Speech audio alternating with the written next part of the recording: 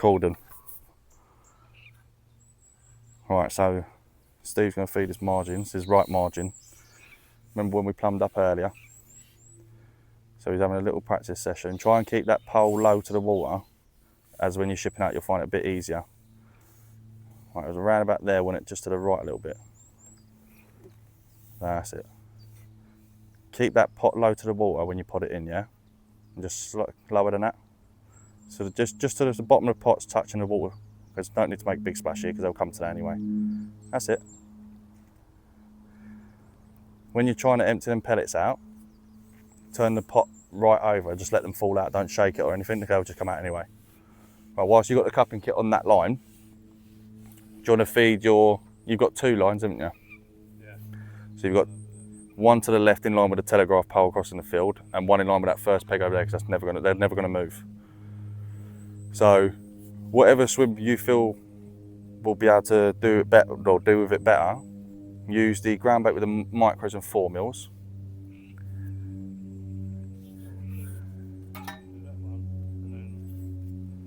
So you fed the right line, you've got 2 swims in, you've got the one in line with that swim, and then you've got one in line with the telegraph pole. So you can either, it's up to you, if you wanted to, you could do both swims with ground bait and pellets, or to start off with, just in case they're not really wanting the hard pellets, you'll start off with just pure ground bait. I mean, they reacted well. I had a little go earlier over there on the pole, and they reacted well to the pellets going in. So I'd put ground bait and pellet in that one on the left swim and just pure ground bait on the right for now. But remember, you don't need a lot in that left swim because that's the one you're going to start off on, aren't you? I'm going to spin this round. Don't know if you can see over there, but there's a telegraph pole just here. We're in line with that for his first swim. And the other one is just in line with this swim here. So he's got a good 3 to 4 metre distance for the bait wise. Just in case they don't want hard pellets, at least you've got a ground bait line where you can start with sweet corn or something new. And it gives you an option then. That's another 2 on there. If you put that pole on your leg and hold it with your left hand, you'll find it easier. The pole pot won't bounce around. Another 2 sections, mate.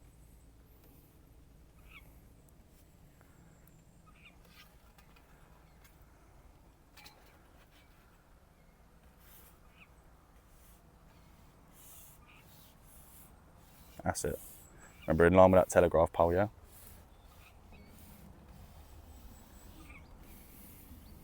There you go, keep that pot nice and low. That's it, nice and low. A little bit lower. Ooh, try not to shake it. That's it. Now, what you want to do is just slowly spin that pot round when you're in line with that pole. That telegraph pole, just spin it over just slowly. That's it. There you go. Give it a couple of taps. That's it, it gets rid of any pellets and that stuck to it. And what you'll find is, even though it's silty down there, that pellet's quite nice. It's not too hard, is it? It's not like when you boil it, it isn't solid. It's nice and dry, so it'll break up probably just before it hits the bottom. And then you'll start getting the odd bubble. When you get the odd bubble, that tends to mean there's fish over the top of it eating, or they're trying to go into the silt to get more of it.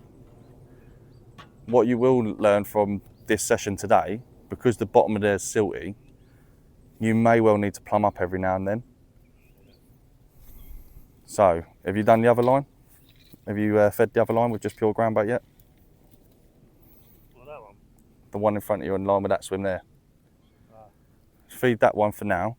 What you're going to want to do is you want to do a decent ball size, because you're not going to touch that swim till a bit later. You'll loose feed a little and often with a catapult, but you'll mainly be fishing the left one in the margin. That's the one, yeah. Yeah. So I don't be scared to use it all. I've got loads of it. And then once you've done that, give it a bit of loose. Give it a bit of loose ground bait over the top, and then that'll be it. None of these? None of them, no. Because the 2 mils on the ground bait will keep the smaller fish feeding, and hopefully the bream move in, because obviously there's a lot of bream in there. So, and obviously you said to me your biggest concern about going into the match was obviously putting the fish in the net, into the keep net with the net. So you can try and learn with that today. It'll be easier fishing straight out in front of you with shipping the pole out anyway, because it's in line with you.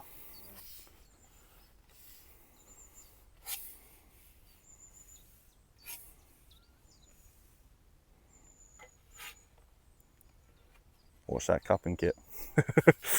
Is out there dancing like a ballerina. Yeah. That's it, remember you was in line with that first peg.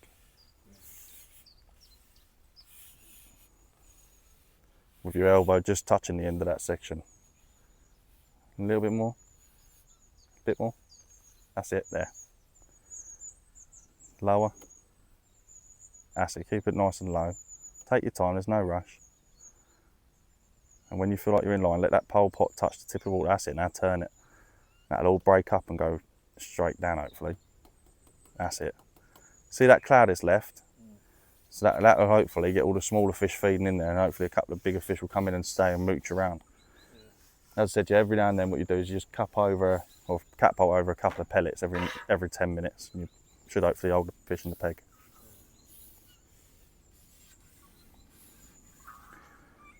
So, what's your plans? What are you going to start off with? You're going to fish that left line, middle or margin first? Probably fish that one. Which one, the left line? On the left, yeah. That's fine. Yeah. So, what are you going to use bait-wise? You've got quite a bit of an option there. I've given you quite a lot of options to go from. With bait-wise, you've got 6 mils, 8 mils and expanders. It was the yellow one, the greeny one.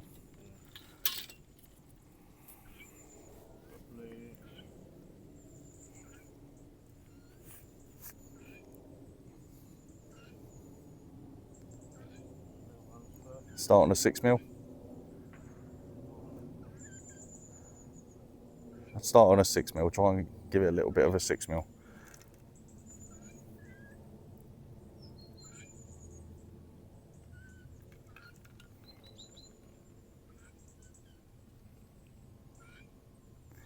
Inside your front tray, I think, is the, hold on, I've got one here. There you go.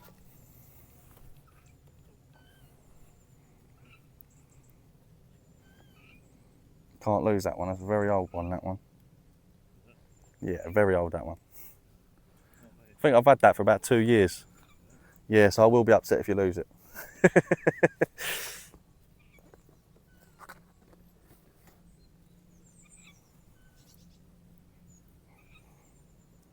So I was just going to start off that left line in line with that telegraph pole on a 6 mil.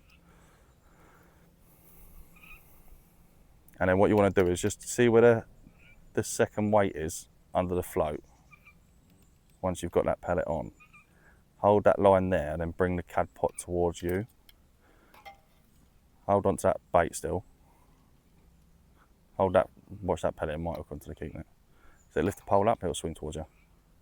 There you go. Hold on to that, that's it. Hold that line there with your right hand. Yeah. If you hold up here with your right hand, this hand. That's it, that's it. And now bring that cad pot back and you should be able to put some of these 4 mils inside the pot. The other ones. That's it. If you hold that over them 4 mils, it won't go in any of the other tubs. If you get some on the floor, it's all right. I'm sure the ducks will get hungry later on. That's it. That's perfect, yeah. Now if you want, I'd swing that out in front of you. That's it. Dunk that under the cad pot under the water. I'd dunk that cad pot under the water before you even think about putting sections on. It might bump out the cad pot. There's one. Yeah, I'd dunk that cad pot under the water. That's it, go on, lift it up. It's only because the water seems to suction them to the cad pot. And they'll come out when you tap them out, but sometimes when you're shipping out, because of the pole and when you put the section in, they bounce a little bit. And the pellets seem to like go berserk and bounce out the cad pot. Another 2 sections. So you got the hang of it already. Ooh. keep that cad pot low to the water, Steve. When you're shipping out, keep that float in the water when you're shipping out. Float in the water? Yeah. It'll stop your rig from tangling, it'll stop the pellets from bouncing as much. That's it, move it to now in line with where you're fishing at. That's it. Now before you even set, go a little bit further out. You're near the end of your pole now. You wanna fish with your elbow just on the end of that pole, because that's where you plumbed up earlier. There you go, yeah. Right, before you even set that rig, leave that rig there for a second. So let that rig go in the water a minute. Now drag your pole across to the telegraph pole. Bring that pole to the left in line with that telegraph pole. Turn that pole upside down and tap them pellets out, and then set your rig back over the top of that. Go on, don't be scared to do it, that's all right. There you go. Give it a couple of taps. That's it, now reset your rig over the top of that. There is a stick in your swim, by the way. Lift it up and out to the right, give it a shake. There you go. That's it, now the hard part is, because you've lifted the pole out high out of the water, it's going to be in line with where that takeoff pole is, where you've just put them pellets in.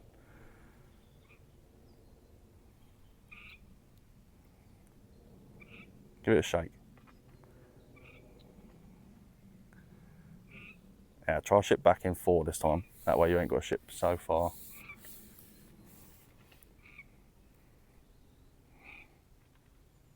So I'll just ship back and take it off, it's alright, it happens.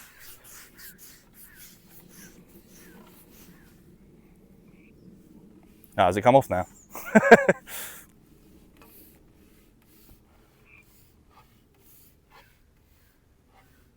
If you can't get into the swim because of the leaves, just try flick it past the leaves. Oh, that's perfect. Just lay it into the left there. Lay that in the water to the left there where it's clear. There. That's it. Load that in. Keep it nice and tight. Let that line stay tight. That's it. And then drop that in for the last 6 inches. You'll tend to find you'll get a bite quite quick. Yeah, you had a bite. See that bite then? Keep the pole to the right and you'll keep the shadow of the pole away from your swim. A little bit more. There you go.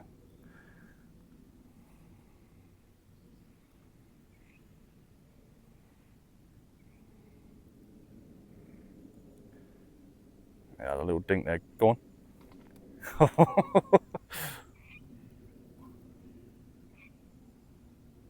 That's it.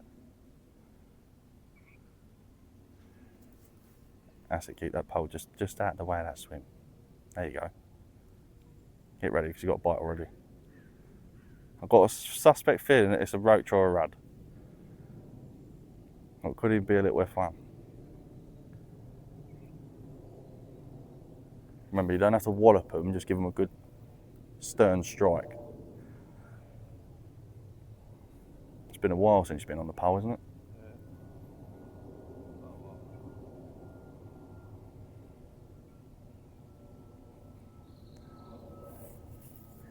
Do yourself a favour, just lift that pole float out the water again and then drop it back in. That's it.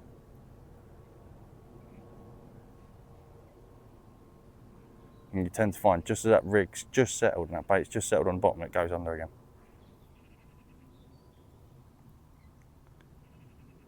Try to reset that whole rig, mate, because it's just that float's sitting at a funny angle and it's halfway under the water.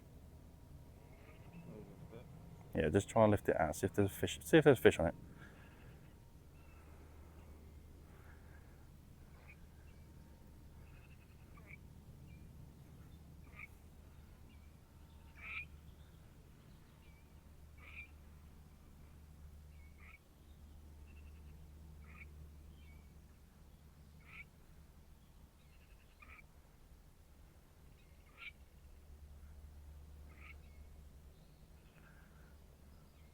Try to lift your rig out before it gets in all that stuff and just reset it again.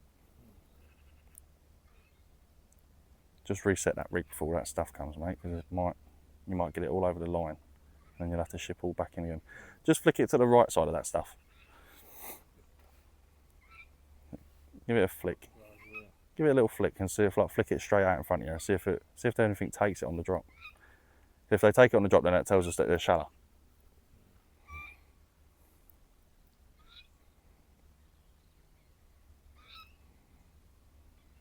So that rig's now just settled. Remember, keep that to the right, so that pole to the right side of that float for us. That's it.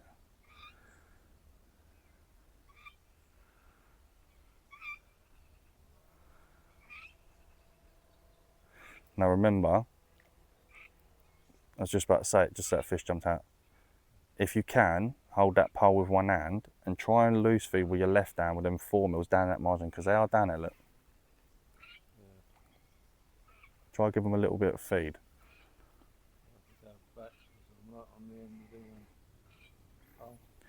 Ship back a little bit and then just have your right arm flat on the pole. You won't be able to keep it dead still.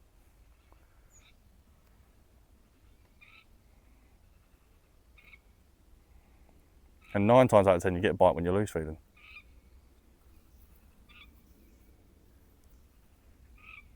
Probably not better throw them out that far. No, it's only down in the margins. Your margin line. Down there. Yeah. A little pinch like that. Oh, I spilled some in there, that's alright. Little pinch like that. And just keep them, just every now and then, every like 5 minutes. Just in case there's something down there.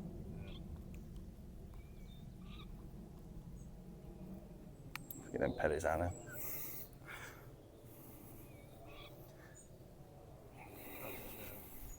You have a little nibble. Start to move it a little bit to the left.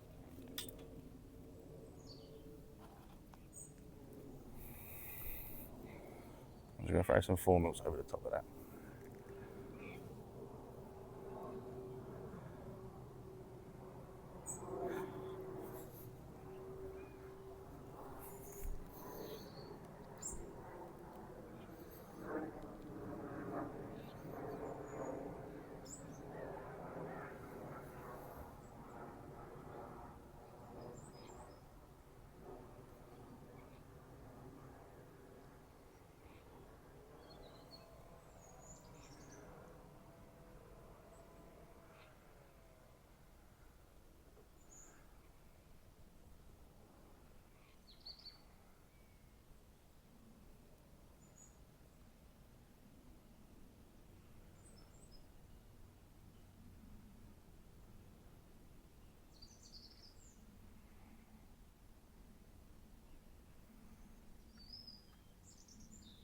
Right, you've been going for a good 5-10 minutes now.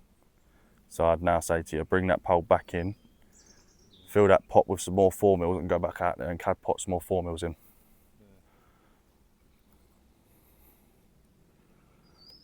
If that would be what I'd do if I was in a match situation and time was of the essence, I'd refeed. There was clearly fish down there, you had a couple of bites. You know, the float did shoot under. So you had a good couple of bites, just missed them.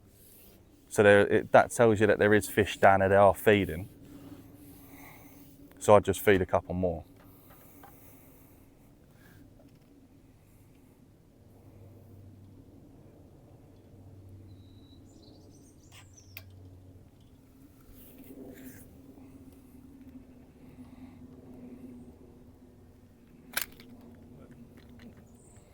Pulled the phone off the camera thing.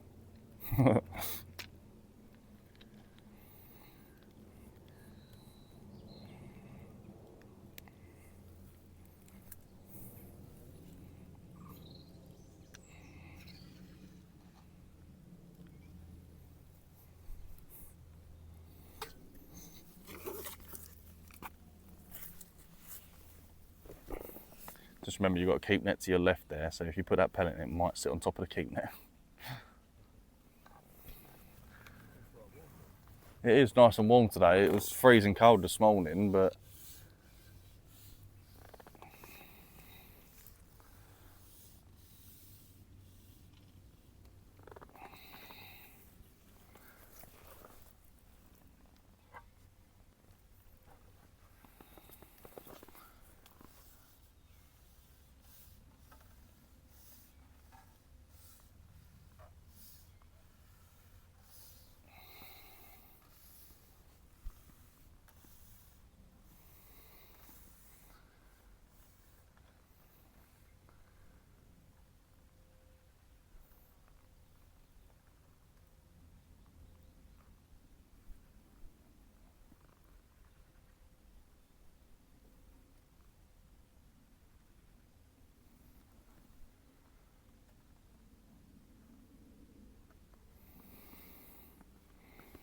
is that in line with the telegraph pole?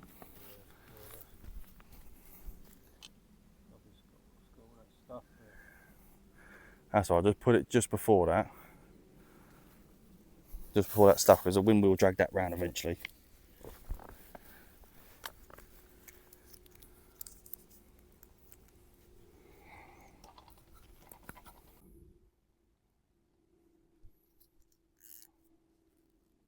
That's it. Now slowly hold that there. Put it in the water and just hold that there for a couple of seconds. I'll put that in there now and just let that lower itself. That should fall at the same rate as the other pellets you just tapped in.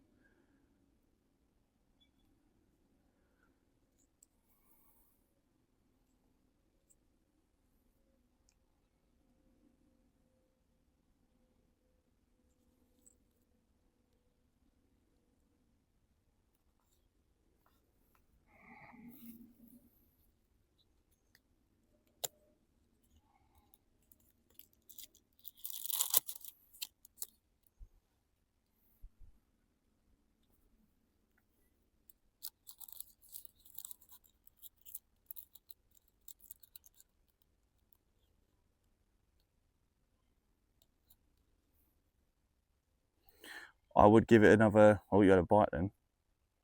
Get ready, mate.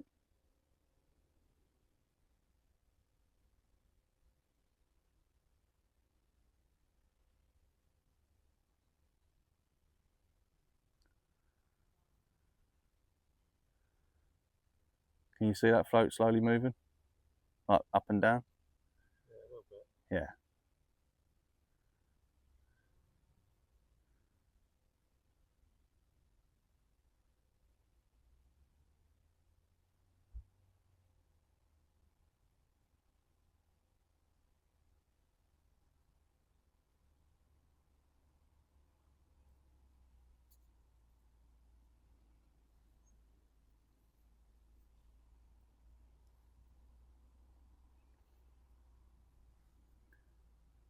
Ever so slowly. Oh, hold on.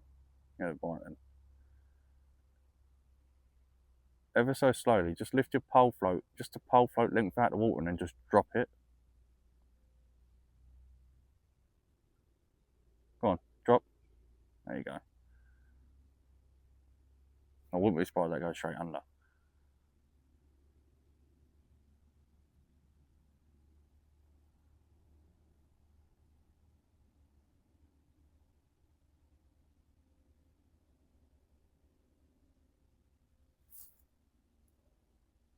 There's definitely fish there because they're moving that pellet around.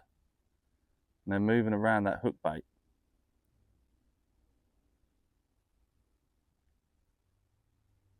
As I was going to say, sorry, give it 5-10 minutes.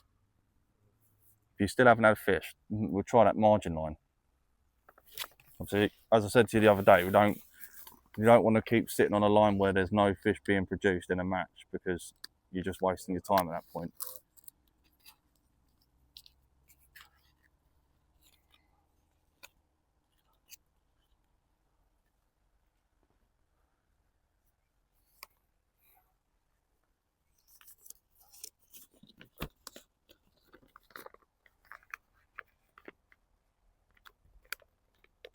See, I took in a shot off of that and that's gone back down again.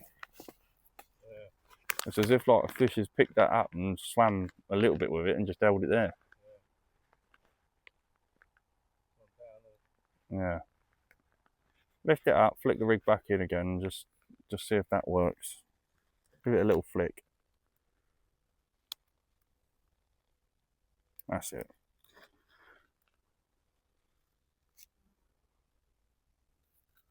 Hold that line quite tight, Steve.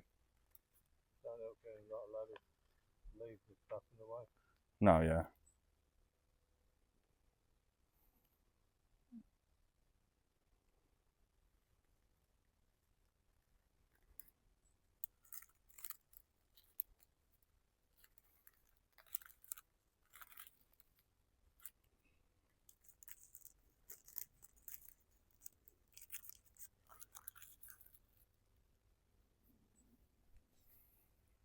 Right, try and hold that float still because there's a few bubbles in your swim now.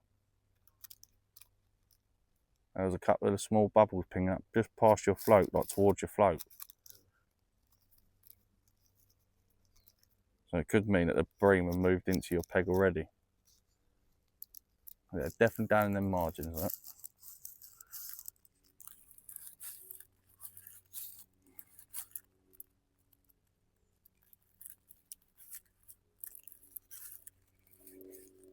A few other smaller fish scattering around. But do you know what? It could be lovely and warm like this next week, but fish hard as well at the commercial. You know, you never know. It could even be that Silvers might win it next week up there, but I doubt it.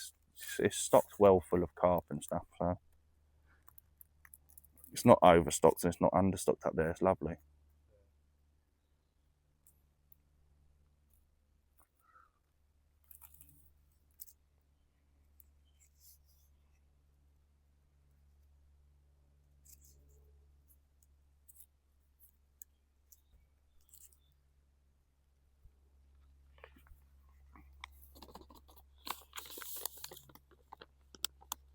Right, I would say that now is the time to kind of bring that in, maybe look at going down the margins.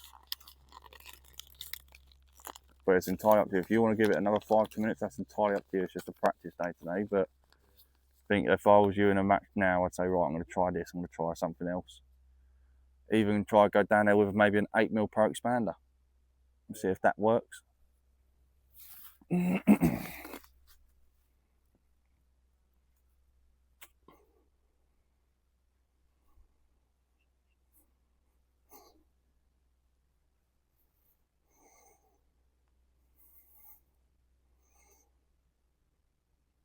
I'll give it another 4 minutes and then I'm going to stop the recording and then we'll catch you guys up in a bit. Knowing my luck, just as I turn the camera off, he'll catch a fish.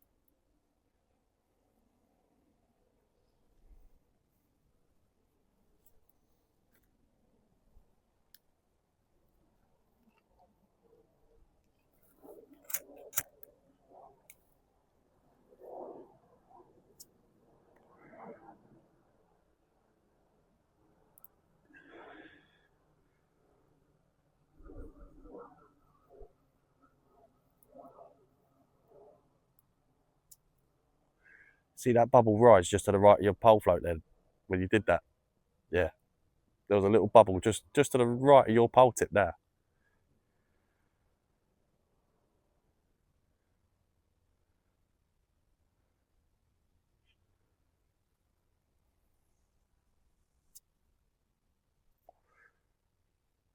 See the bubbles?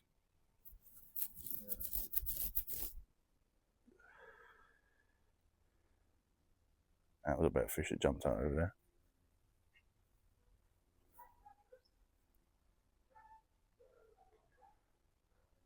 Yeah, last time I come here, I sat in the corner peg. I had about 21 to 22 pounds worth of skimmers and bream. Fishing the same way you're fishing now. Yeah. And then at the end of the day, just to top it all off, I had a 14-pound common.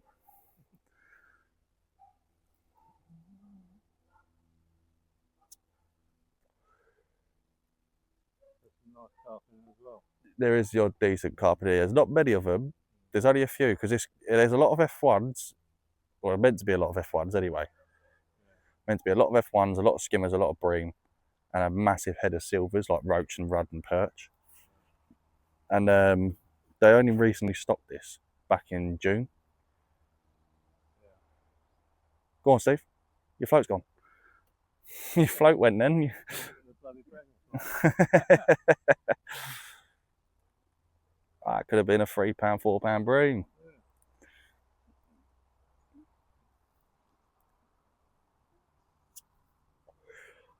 I'd say strike a little bit quicker and harder next time.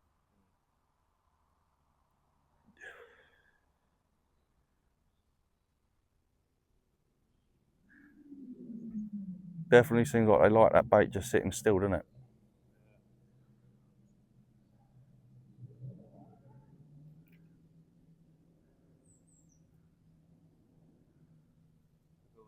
time I turn away, go. So I said to you, but when I'm loose feeding the other, like, when I fish my left margin, I loose feed my right margin. I try and look where I'm throwing my pellets, and as soon as I turn around, my float's only just slowly coming back up to the surface again after the fishes took the bait.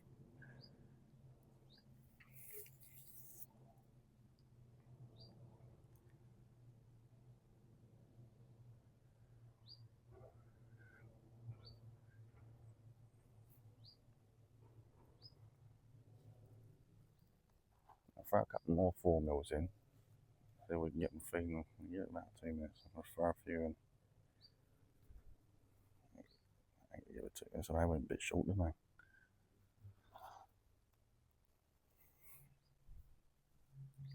That's a bit better, not as good, but try a ship back just about half that where them pellets just went in. Just try there.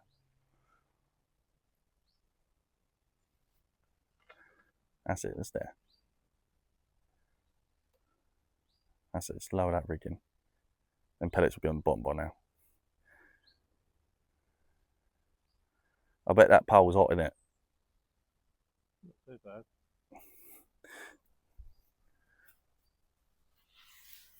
You see that little fish swirl just beyond your float then?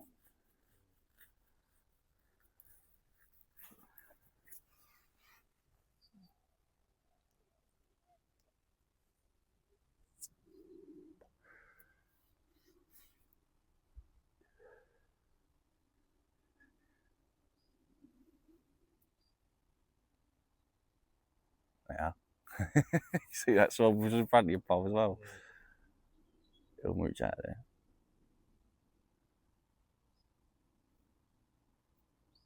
What would you personally like to catch today from here?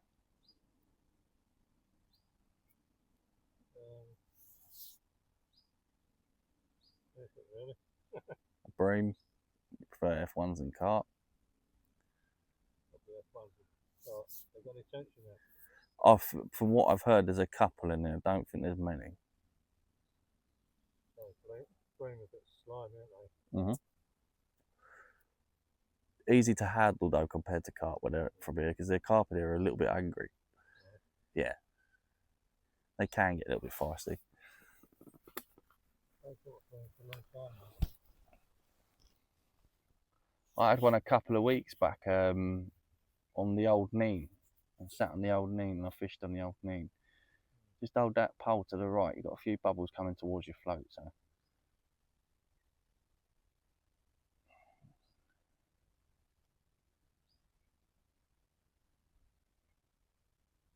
See the bubbles just where them pellets went in earlier?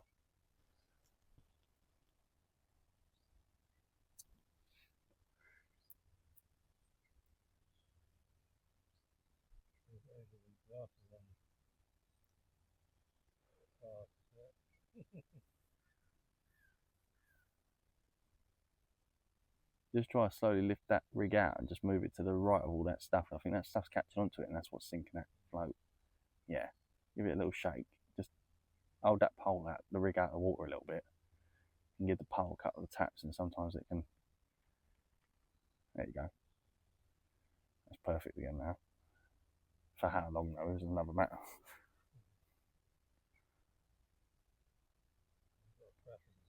Yeah.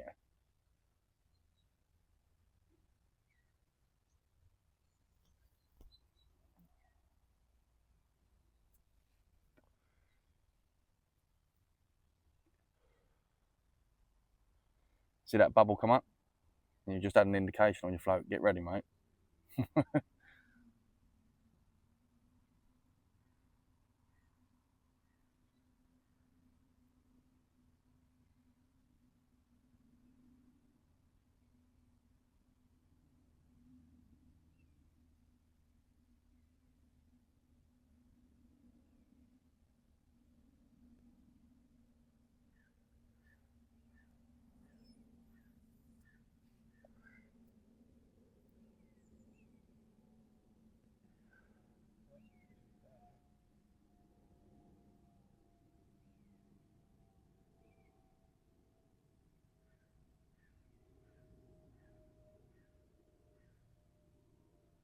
This is quite a hard fished venue as well.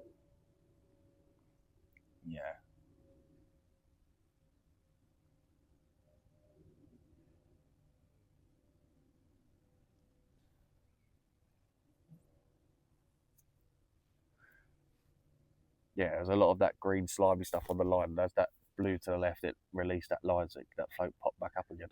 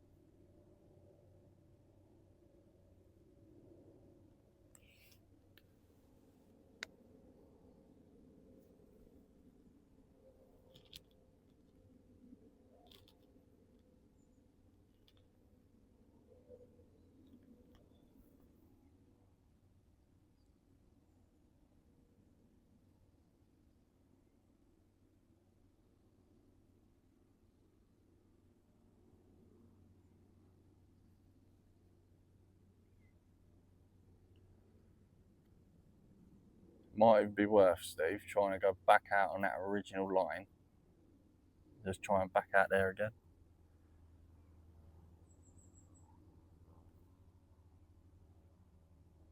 See where that bubble just was? That's where you was actually originally fishing. Give it a flick out in front of you, mate. Let that swing back in towards you. That's it.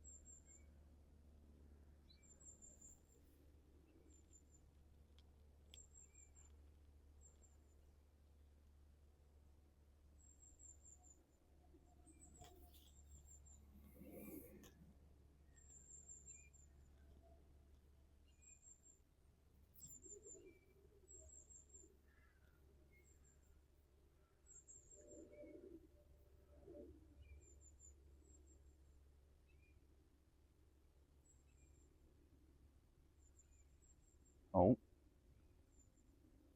that was more of a bream bite, that, Steve. Yeah. What he's done is he's picked that up, spat it out. So he'll come back for that. I promise you, he'll come back for that. Don't know if I've caught that on camera. It is, I can see your float on there, but barely because of the sun.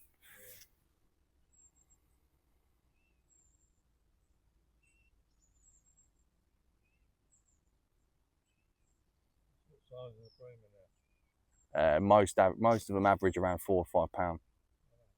Like decent bream. You only need to catch 4 of them, and you get £20 there. Do you know what I mean?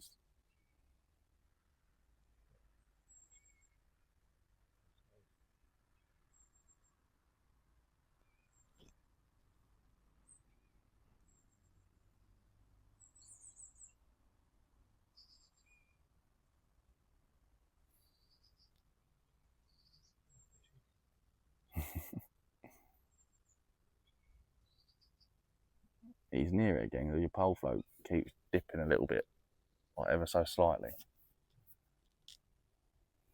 Oh, that's it. Let him take it.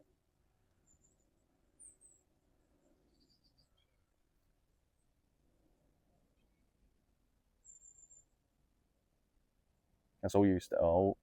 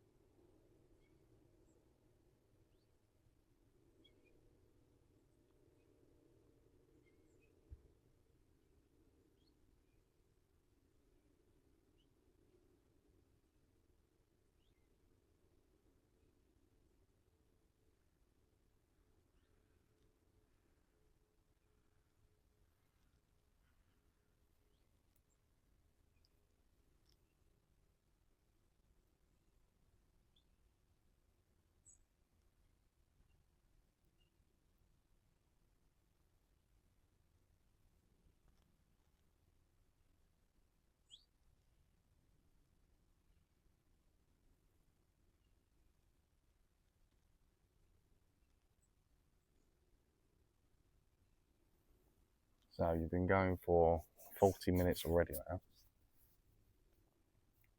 You've had about 4 or 5 indications. A couple of them were smaller fish.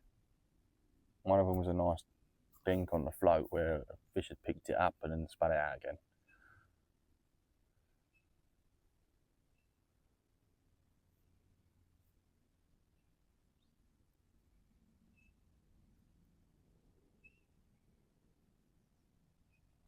Now you've had a few indications, I'd say, yeah, give it about 5, 10 more minutes and then come off of that line. Try and lift that pole float out of the water again, let that pellet drop back down again maybe. It might just be that they've spat it out and they just can't find it again. Oh, I say that and then it goes under it.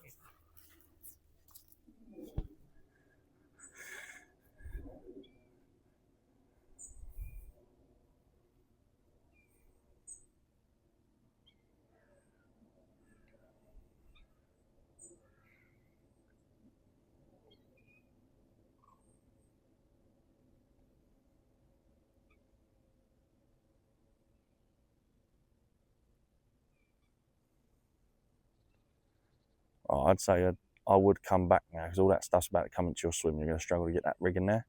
So I'd say I'd come back now and I'd just try and fish down that margin in the shade. Right. Yeah. Yeah, on the top kitten too.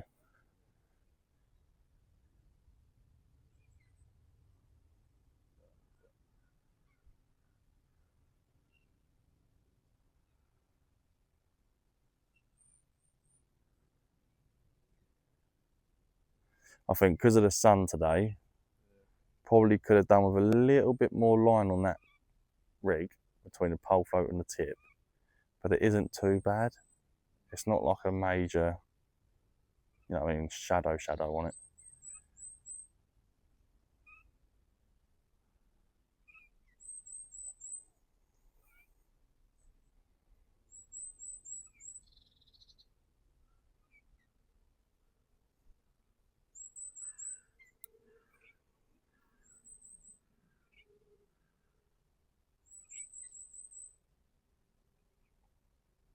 Alright, I'd personally bring that back now and go down them margins.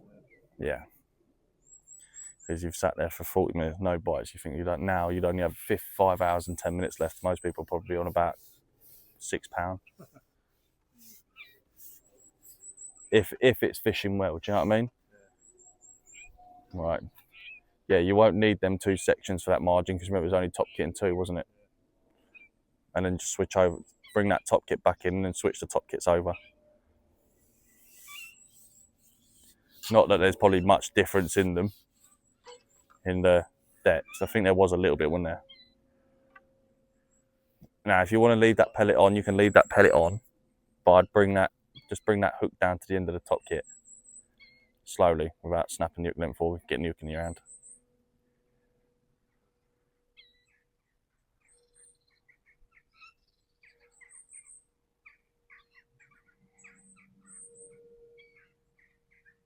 That's it, I got it on there before, it should be alright.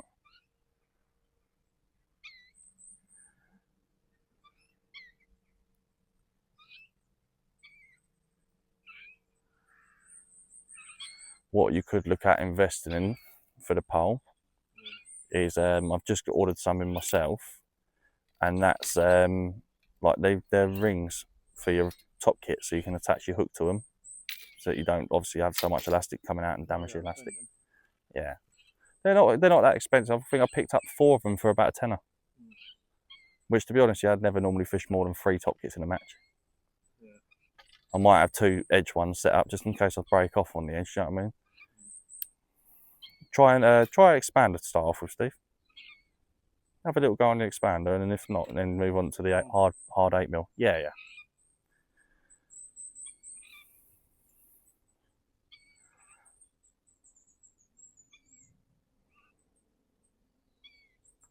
How are they done? They're nice and soft.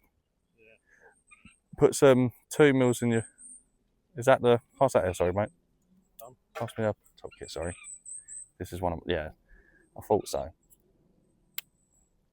Fill that with 2mm. Push your thumb down on it. Whenever you're ready. That's it. I'll leave that in the blue tub. That's it. Fill that full of blue, 2 mils. And then gently just press your, put a bit more in there. Give it a generous dose. That's it. Now gently push your thumb down on it. A bit more. That's it. They could end up in your net if you're not careful.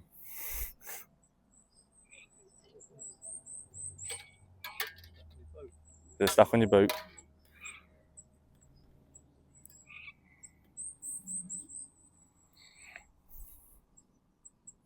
Right, I'm going to stop here. I'll catch you guys up when he catches one. Right, he hasn't caught fish yet, but he's about to go down his margins. So, oh, might be in the way of the camera. Get to where you was plumbed up. Leave the rig to your left. Put the rig to your left more, but out the way of the swim. And then bring your cad pot. Yeah, keep hold of it. Bring that out to the left more. Turn your cad pot upside down. Put it where you want it. No. Leave it in the water. Oh. Lower that down so the cad pot's in the water. And that should just come out after a few seconds. If not, give it a tap. Don't worry if you lose the pot. There you go. That's some of them. You still got some in there. There you go. The heat has definitely dried them micros up. They could do, what I might do is put the drop bucket in the next peg and just dabble a little bit of water in there. That's it. You can hold your pole either to the left, to the right, or up in the air a little bit better.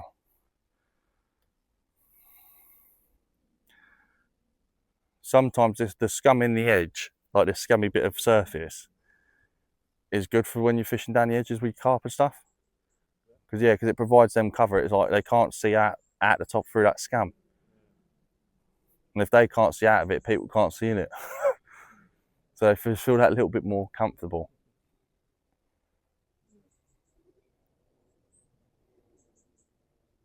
Completely different this place to Manor Farm though.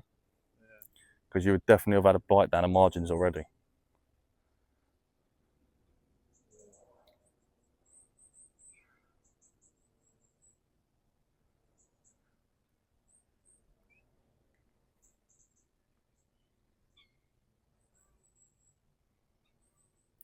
Hold your pole to the right of that float, Steve, so it's in that shade. That way it ain't casting a line of...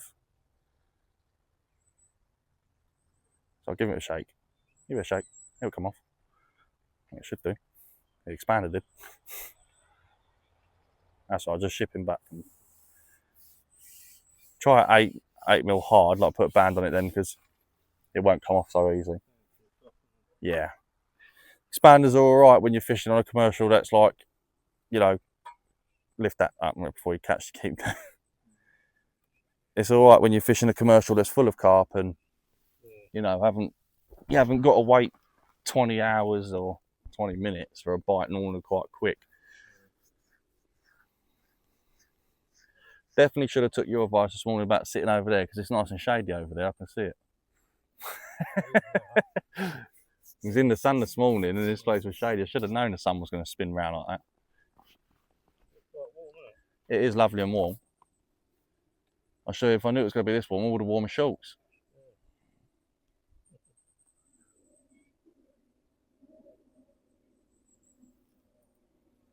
What you could do is just give that cad pot, after you put that on, a little bit of a wipe out with your finger. Put that lid back on if you want and put 4mm in or 6s, a couple of 4s and a couple of 6s, it's up to you.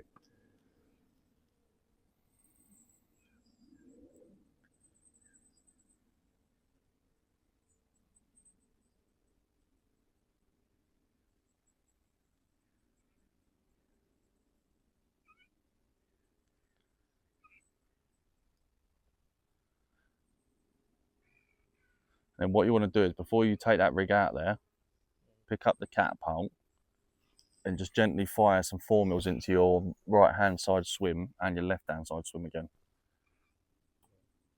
So bring that pellet in, because that's probably on top of your other keep net now. Bring that pellet in towards you. That's it. And then if you pick up the catapult, put about maybe about 5 or 6 4mm in there, not a lot, like 5 or 6, and then just catapult out in line with that post, roughly about 8 meters. Well, that way. Yeah, towards that telegraph pole. That's where you was lined up with earlier, wasn't it? That's perfect. Now the same again in line with that first swim to your right.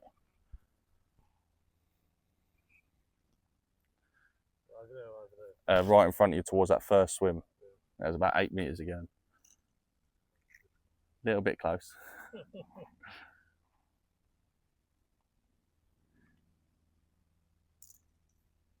There you go. You're going to put some in the cad pot, aren't you? Yeah.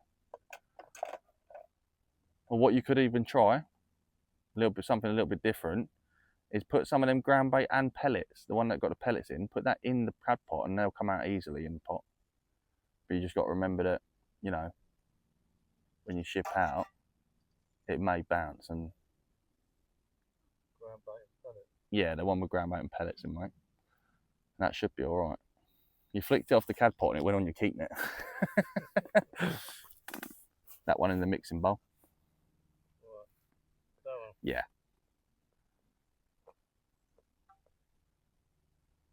That's it. Bit more than that. Bit more than that. Do the full thing with ground bait and pellets, mate. You shouldn't have to put any more pellets in that cad pot because obviously there's already pellets in the ground bait, the 2mm and 4s. Give it a harder press than that. Go on, give it a little bit more firm push. That's it. Yeah, it will. It's ground bait, so it'll just dissolve, basically, just break up. What is that, 8mm or a 6mm? Yeah. 6mm. Oh, nice. Yeah, roach and rudd and that should easily, like decent roach and rudd anyway, should be able to pick up an 8mm, 6mm. Just having a drink.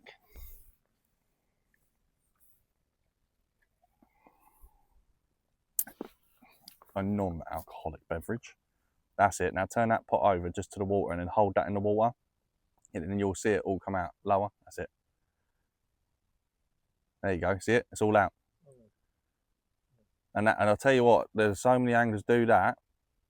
And how that come out is how the micros should have come out. But because they were so dry, they all stuck together in the pot.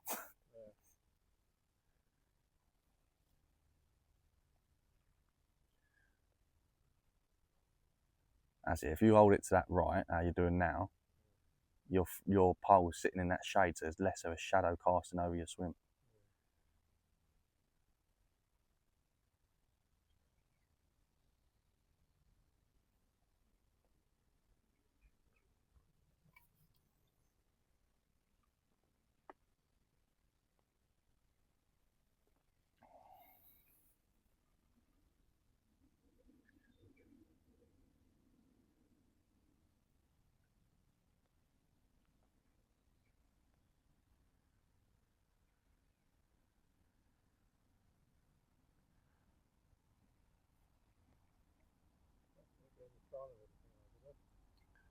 What, on the margin line? Give it a little while.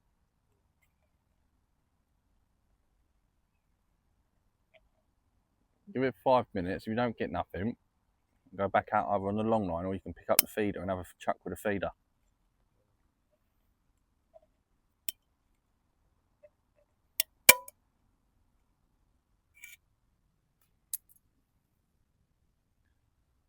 Oh, I don't think that will pull your float under.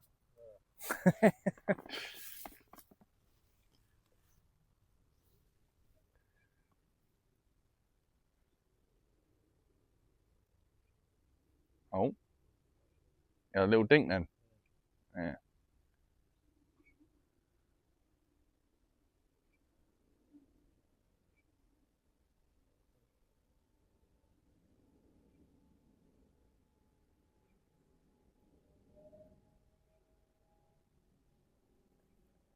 That swell just by your float was a better swell. Just lift that rig out ever so slightly so you can see the tip of your float again, 'cause it's in that scum. I can't even see your float from here. Oh, there we go. That's it.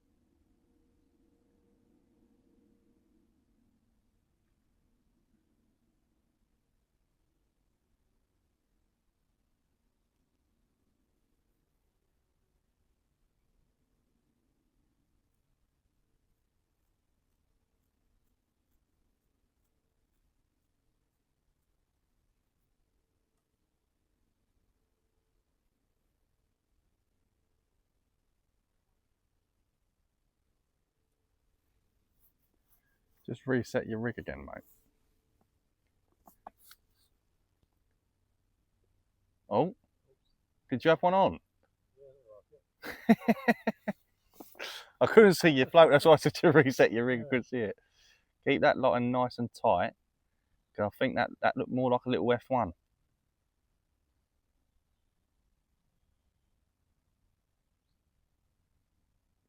Oh, is that a bite? That ain't no.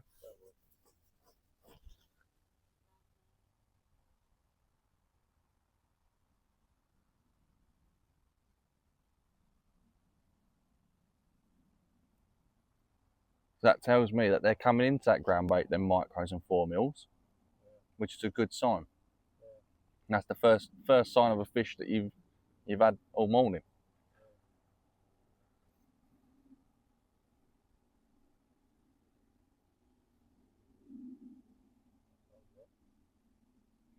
Huh? Yeah. I'm gonna feel it on my arms.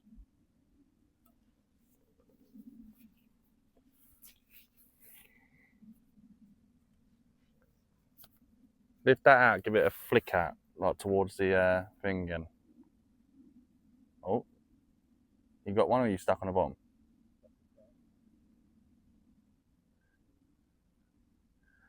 That's it. Just like flick your rig out. That's it. Flick your rig out, and then slowly draw it in towards that margin. Flick it out. Yeah. That's it. Now hold that line nice and tight, because if there's F1s down there, they will take that on the drop. They don't normally pick bait up off the bottom.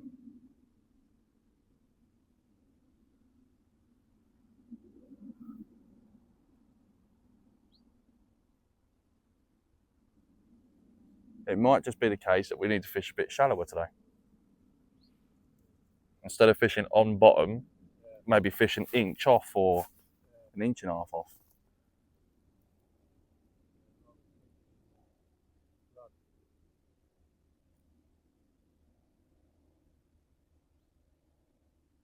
Oh. I think next time it does that, them little dinks, just give it a little strike. Because F1s are crafty, sometimes they pick it up and spit it out.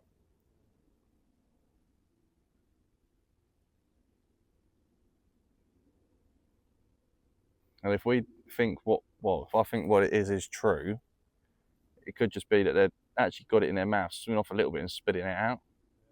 If we're fishing maybe even an inch over depth, they've still got that little bit of excess line to kind of run with or move with.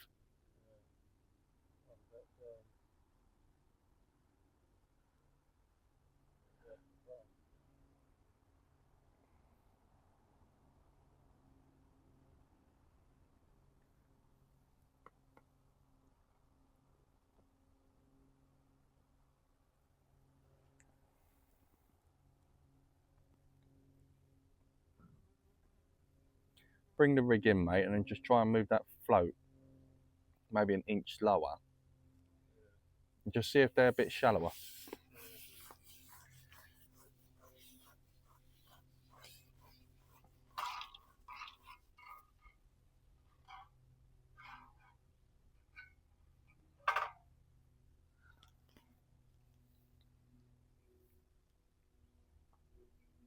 So if it's going to be like this next Tuesday in the match, I'd love it.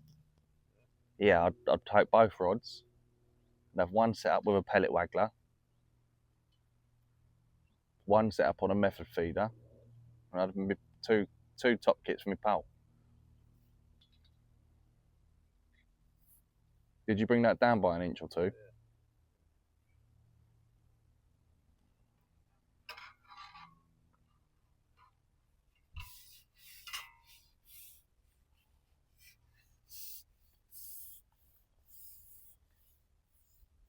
That's it. Now give it another flick out towards that corner if you want.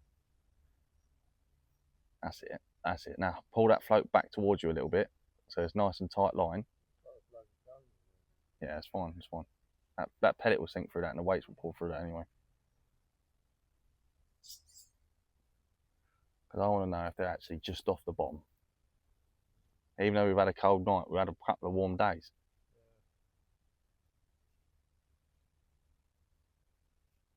Trying to see if that's the case.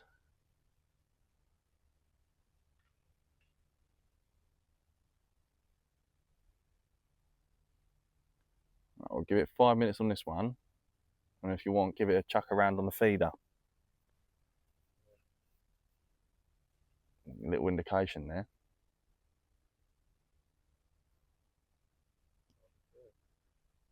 I just see it literally just bounce down a little bit.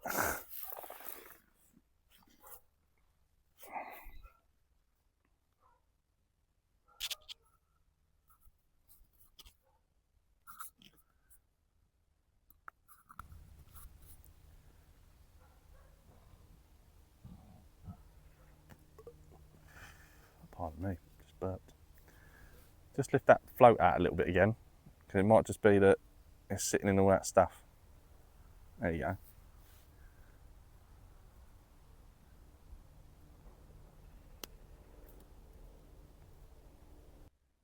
Right, so Mr. just had a bream. I literally turned around, was about to sit down, and then I turned around, he's got the rod in the air and he's got a bream on.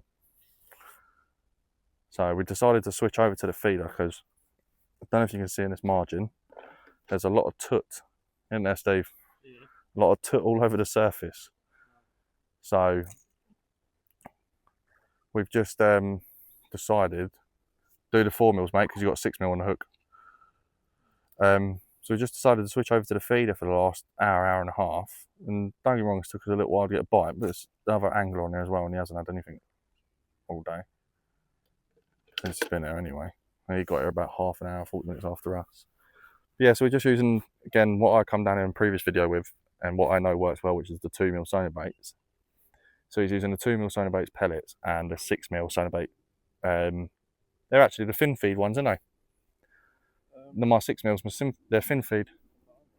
Yeah, so I've got the Sonobaits fin feed 6 mil pellets on the band at the moment, and that's what works well with that bream.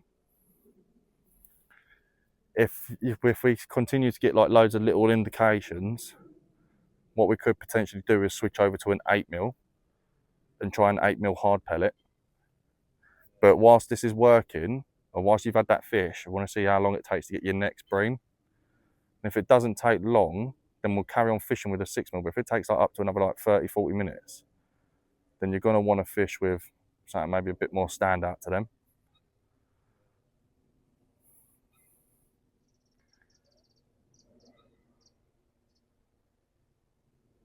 Normally, wherever the bream are, the carp ain't far behind them on this lake.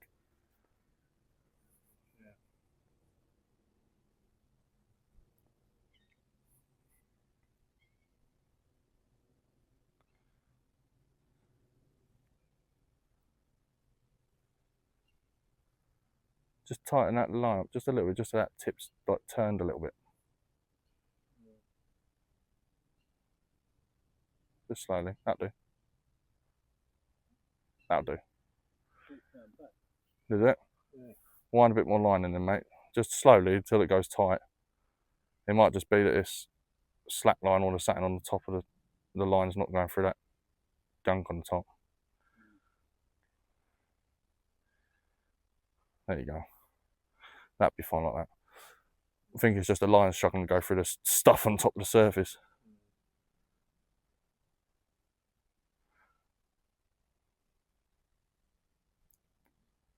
Yeah, he had a few little indications, and I said to him, they're like bream bites. Oh, liner, massive liner. Tighten that line up again, mate. If it goes slack, then just wind that line in. It could just be a fish has picked up that pellet already.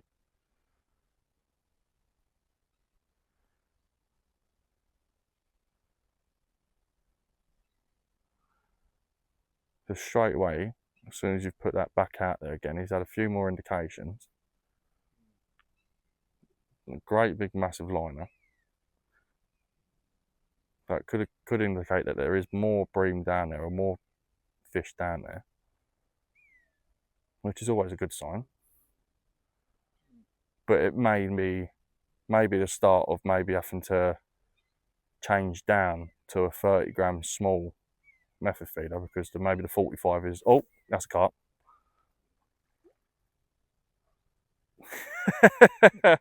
On camera. Could just be that so it could just be that there's obviously bigger fish in the peg, or maybe there's too many fish in the peg. But whilst you're catching them like this, I mean, why say no to it? Yeah. But a 6mm, see, this is the first time I've ever used a 6mm, so I wasn't overly confident in them. Is it a bream? Yeah, it's another little nice bream, that. I'm going to step out of the way because I'm going to get hit by the land net handle. Wind a little bit more line in, mate. Just a little bit. A nice little skimmer. You should net him from there. That's it, gone. Yes. They seem to all be jumping skimmers in there, don't they?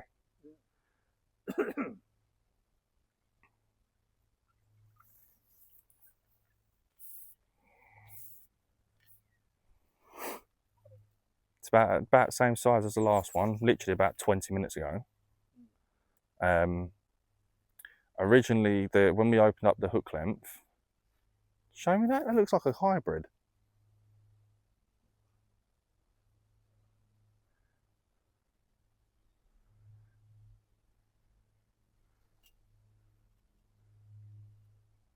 That is a hybrid. That is the biggest hybrid I've ever seen in my life.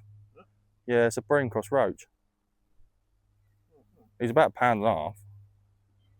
Yeah, just throw that feeder in front of you. Drop him in the net if you have to, Steve, for now.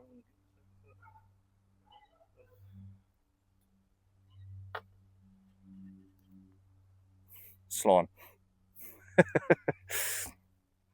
We can now call Steve the Bream King. There you go. So it's the same again. Just put that in there, drop it in. That's it. Now push it underneath him and back up. There you go. Simple, isn't it? Yeah. Like after doing this now, up to this point, would you feel confident enough to say that you'd be alright going in a match? I mean, the main thing you was worried more about was putting the fish from the net to the keep net, wasn't it? Yeah. That was the main thing. Yeah, getting the fish on your lap. Yeah. And then with bream, it's a bit easier because they're not so jumping around like. Yeah. Oh, all over the place. Yeah. Carp are a bit more enthusiastic about being in the net. What you could do is actually untangle it from the tip and then wind a little bit of line in. That way you ain't got so much excess line hanging out. The wind might catch that and blow it back over again. Just leave it in the micros if you need to. Just wrap around that tip, mate.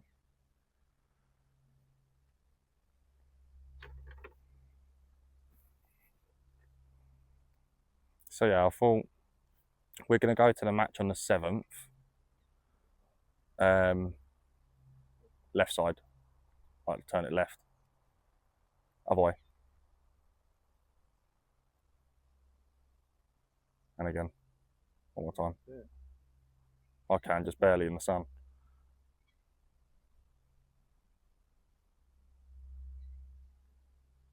Hey, you hold on to the method and then pass the rod, like bring the tip around to me, I can untangle it.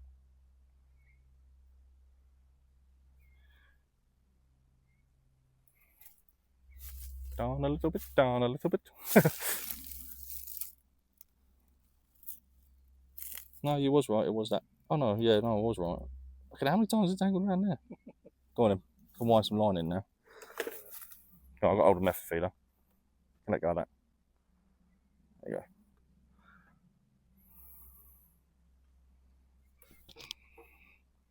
There you go. So yeah, no, so obviously we're looking at going into the match on the 7th. I don't like how that tree keeps creaking like that. The one over there. We blocked the only shortcut back to the car.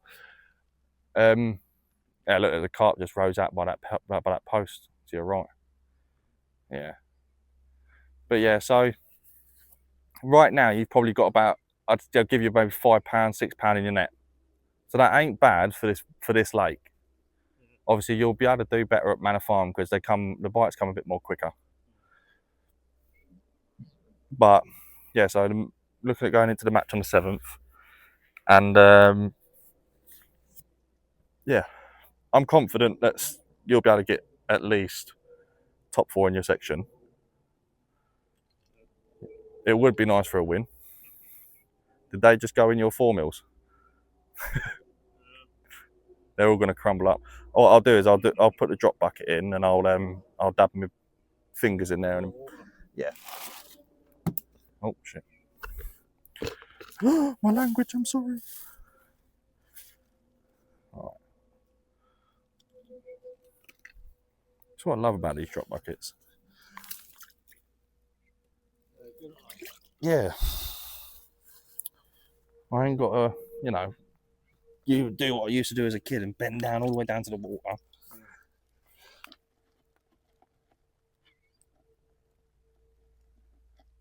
I'm going to do the same thing with the ground bait. That's what I'm sure anywhere around there they'll be there.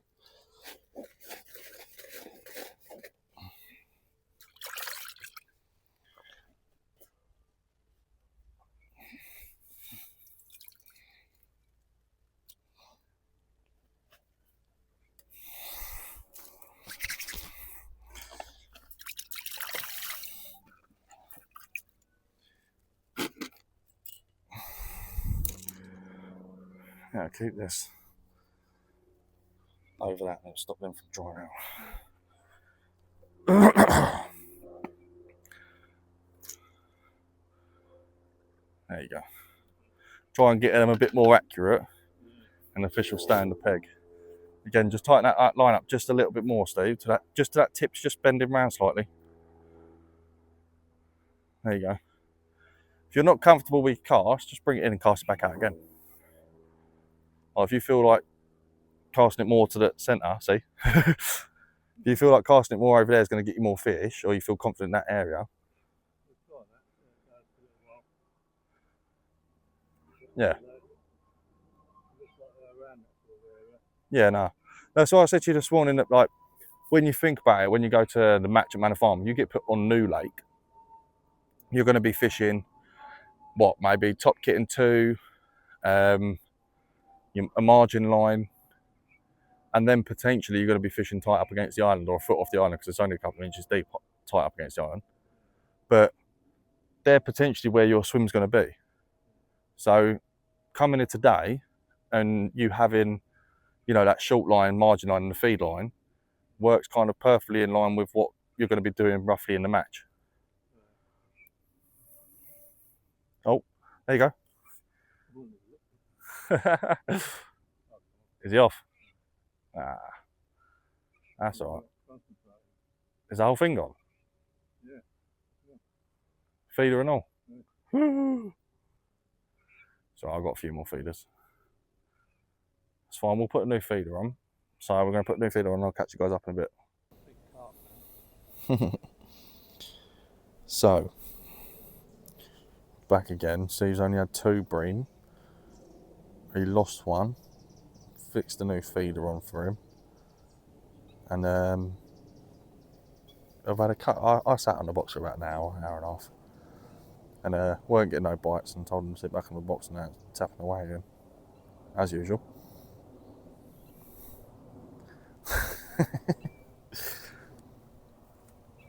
But yeah, and all in all, you've had a good day, ain't you? Yeah. Oh.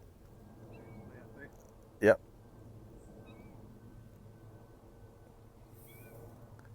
Remember back one if you need to, mate.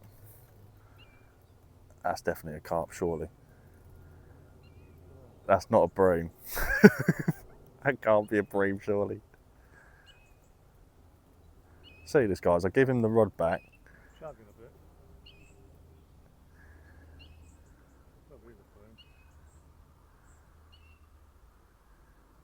I cast it out, got off the box, went for a number 1, and then gave him the box back and the rod back, and now he's got a bite. It's a nice size bream and all.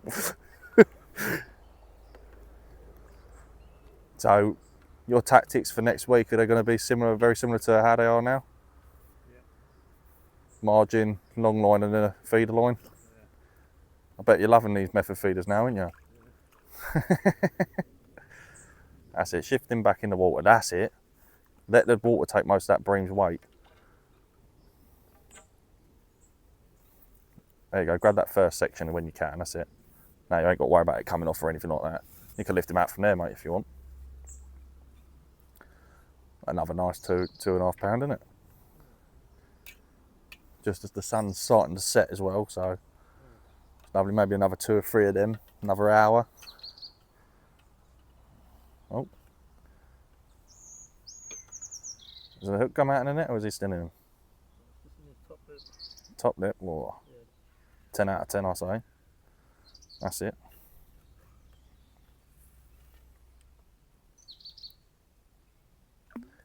There you go.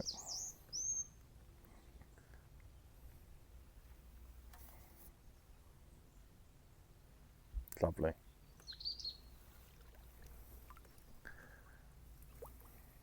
It's a good bit of fishing. Do you know what? I didn't realise how much I actually enjoyed method feeder fishing until I broke my pole. Yeah. Moral of the story, don't break your pole, but do get the rod out still every now and then. Also wrap around the tip of your rod, mate. Yeah. Yeah. Don't know if you guys saw that on camera. I'm splashing around. Literally, I'd only pressed play on the video 3 minutes ago, and you've gone and done it again. I'd take all the slime off the line if it's still on there. Anything that's like, oh, then that leaf I'll take off in a minute anyway. But there was a little bit of slime on the line near the hook length. That line's a bit twisty and twirly, isn't it?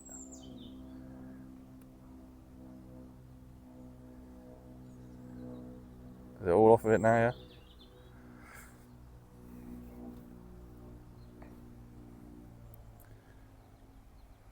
You've got your own one of them, ain't ya? Yeah. Let me pause this quickly, 2 seconds, guys. Right, after a little bit of a struggle getting that bloody leaf off the line. What it is, we've got a load of stuff in front of us. I don't know if you can see it on the camera, but it's a load of like muck on the surface, and it gets wrapped around the eyes and it can break your rod. So we just had to take the leaf off of it, that's all.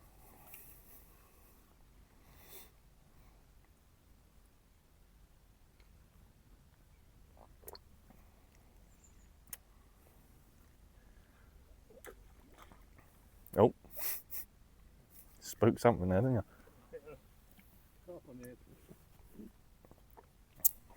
I've got one of my subscribers are now sitting over the other side of the lake.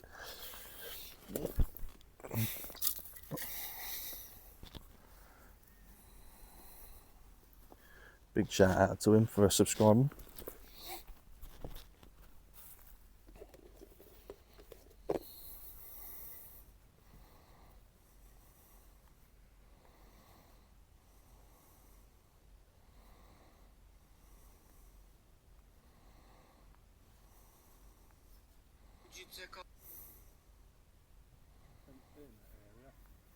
Huh? Yeah.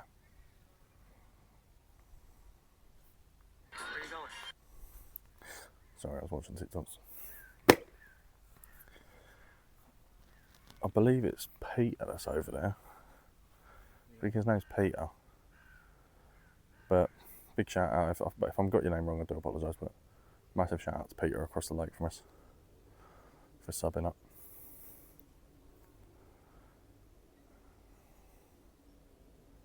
They seem to be happier over that side of the lake, don't they?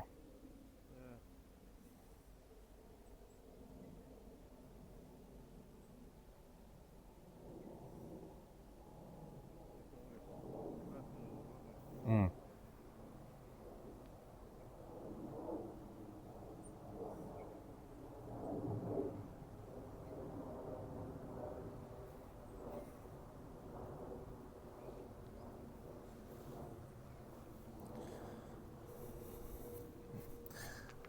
So yeah, my little match tactics for next week.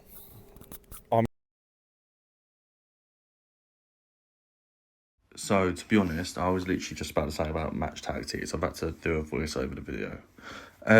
So match tactics, I'm probably gonna 99% sure I'm gonna fish a margin, a short line in front of me, and a feeder line, similar to how me and Steve fishing today. And that's going to be my main attack for the match. Obviously, depending where I sit depends if I have a feeding line or not, so I may need a long line on the pole. But yeah, so my mic died, and then Steve's had a few more bream throughout the session. And a big shout out to Peter for realising I was there, and he said hello to me and stuff when I was there and recognised me from TikTok and YouTube.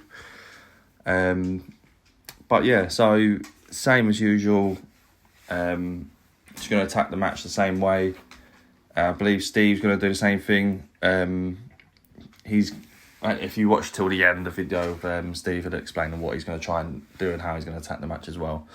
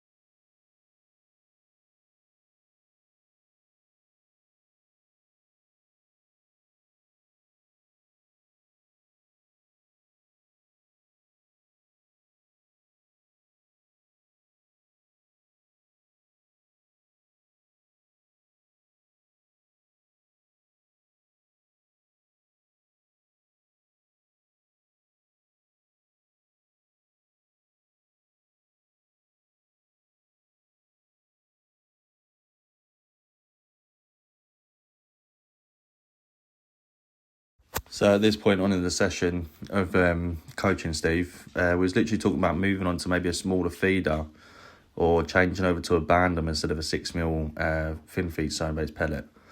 And not long after we had this, literally finished this discussion about changing methods and stuff like that he has this bite.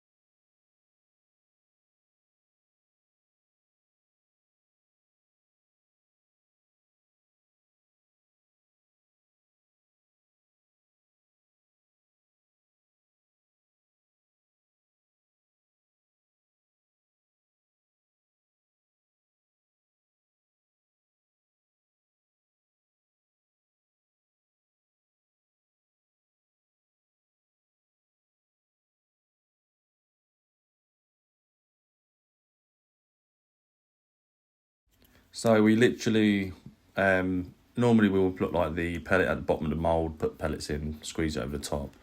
But we was literally started putting pellets in the mould, moulding out onto the actual feeder itself, and then putting the pellet in the mould with a little bit of pellets, just so it covered the actual bigger 6mm, and then squeezing that onto the meth feeder as well as the other pellets already on there. And for some reason that just seemed to work throughout the day. Whereas doing it like the original way of just putting a pellet in the bottom of the mould, whatnot, for some reason we weren't getting any actual bites or anything. So we felt like them fish were like hitting the top of the feeder, getting a few bits, and then like bits of bait and going, which is why we was contemplating on changing down to a 30-gram feeder with this small feeder. But yeah, you'll see why we didn't change it in the end, because yeah.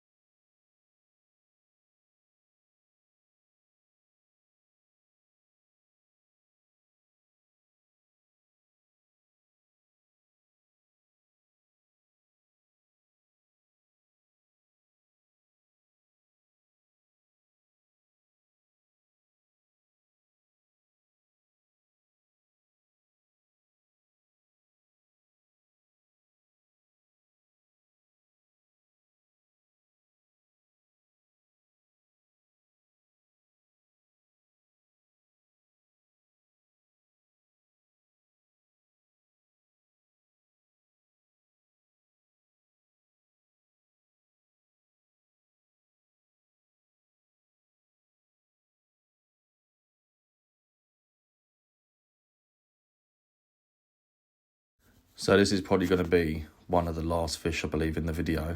I thought I'd try and zoom in on the tip for you guys so you can see the actual rod going round. Sometimes a bit more interesting other than just sitting there seeing a person on a box or sitting there watching a pole. So yeah, I hope you guys enjoyed the video. Don't forget to subscribe because it's completely free and it helps us out. Thank you and see you in the next one.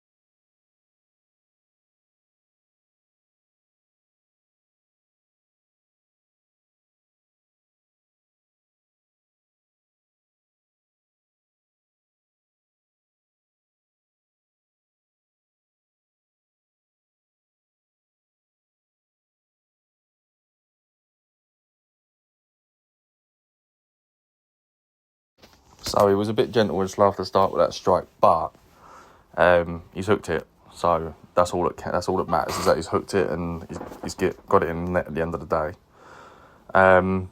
But yeah, so I believe this is one of the last ever fish that was caught. And this video, by the time it'll be uploaded, probably Friday. But yeah, so he enjoyed it. He said to me the same thing about match tactics, very similar to mine.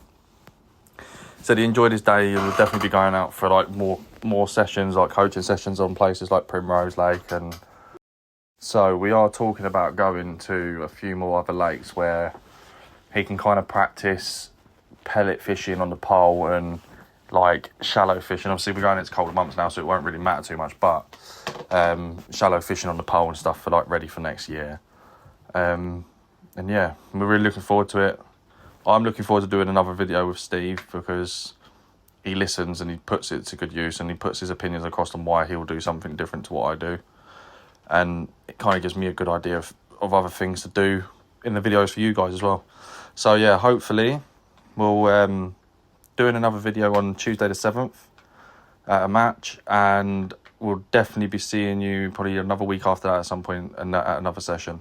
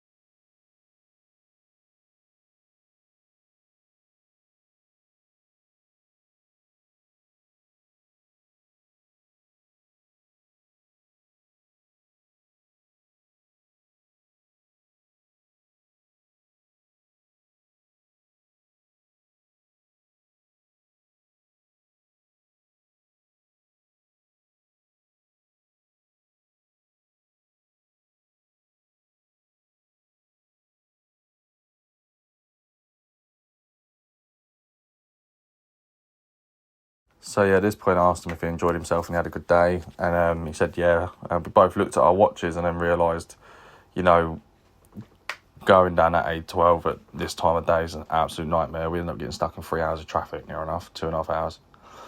But yeah, so he had a good day that day, I had a really good day, and we decided it was time to pack up and go home.